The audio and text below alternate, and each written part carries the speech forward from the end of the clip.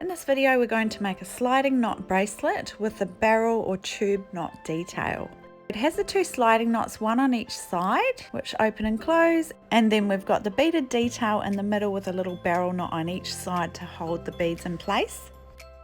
We're using a nice sturdy 2mm round leather cord today.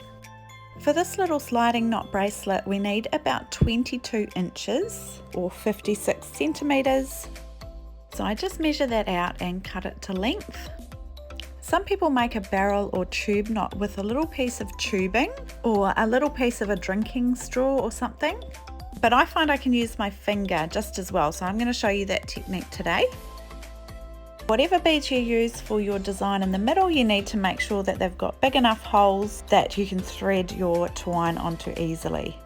I've got just some cute little alphabet beads here.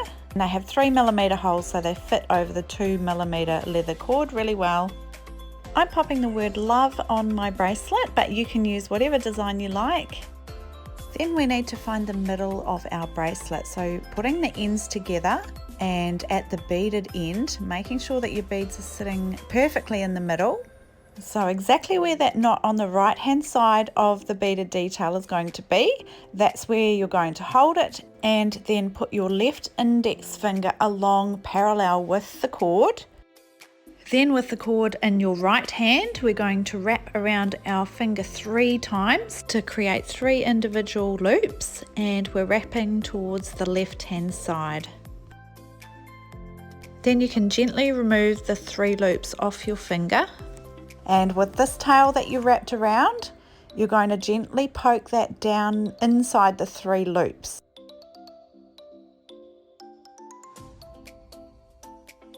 Pulling that tail, and then we're going to work with our knot to just gently pull it tight and have it finish up on that spot on the right hand side of your beaded detail. Just gently work on the left and right side of the knot, gently pulling and pushing to work that knot down nice and small.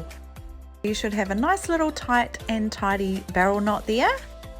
Then we can just swap the bracelet onto the other side so that we can do our other barrel knot on the right hand side of our little beaded detail there. So again, holding it in your left hand with your left index finger sitting parallel to the cord. Then with the cord in your right hand, we're going to wrap around our finger 3 times to create those 3 little loops, and we're wrapping towards the left. Then we can really gently remove the 3 loops off our finger, and with this tail here, we're going to poke that down inside the 3 loops. Then you can just gently wiggle your knot to be more where you want it to be. Sort of pulling and pushing and working it from the left and the right. You can tighten it up right down to the other side of your beaded detail there. Making sure those knots are pulled nice and tight so they won't come loose at all, and they will hold your beads in place as well. Then we can work on our sliding knots, which are actually quite similar to the tube knot. So I just start by laying it down on the table how it's going to sit as a bracelet. So I have the cords overlapping at the top and have this left hand cord coming over the top there. Then I pick it up and hold it in my left hand, and then with this tail at the back, I'm going to bring it over the front, down and out the back, and that creates our first little loop there. And then I'm going to do it again to create a second loop, so down and out the back, and then again for a 3rd loop, wrapping to the left each time. And then with our little tail here, we're going to poke this down inside the 3 little loops that you created, just gently working it down there, and then you can start to pull it nice and tight. We want this knot to be coming quite close to the end of your thread there. So just working with the knot to maneuver it down. You want enough on the end that you can still pull it tight, but you don't want to waste a lot of thread either.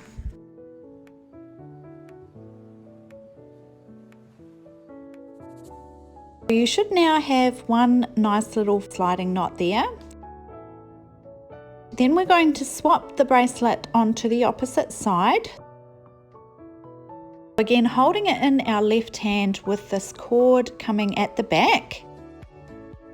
We bring it over the front, down and out the back to create that first loop. Then the second loop, bring the cord over, down and out the back.